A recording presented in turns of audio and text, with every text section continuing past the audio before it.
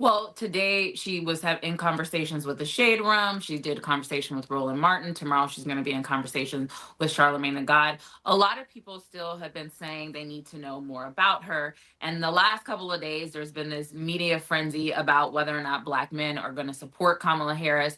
Well, she then laid out a policy proposal exactly for Black men. And now she's going to push this message where a lot of them get their news. So in addition to the media, in addition to the policy, then she has the ground game, the infrastructure in battleground states, having surrogates out there talking to voters. And now it's about turning those individuals who like what she has to say into actual votes by either early voting, voting by mail, or getting them to the polls on time. So I think this approach is smart. She knows that Black men are an important part of her constituency. They are not bleeding as many people believe, but we want them that percentage point to go up higher to make her chances of winning in many of these battleground states stronger.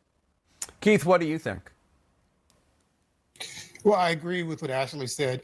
Allison said. I think the campaign is now really super focused, hyper focused on getting out those persuadable voters or voters who just haven't yet had the incentive to turn out. Black men are a key component of that. Black men voted 87% for Joe Biden in the last election. I think she wants to get that number up around the same percentage point for this election. And I think she's doing it effectively. This is a full court press that they have going on right now. They're going everywhere, all across the media. They got Barack Obama out, they got Magic Johnson out, they got Raphael Warnock out. They got everybody out there talking about these issues. And she's actually listening to Black men. She's not just throwing out some platinum plan as Trump tried to do a few years ago and pretend that that's supposed to be an excuse for Black men, a panacea to reach Black men. She's actually listening to our concerns and proposing real ideas, not just business loans, but more jobs for people without college degrees, more Black male teachers. I'm a former Black male teacher myself. I know how important it is to see Black men in the front of the classroom. Those types of things actually make an impact, and creating pathways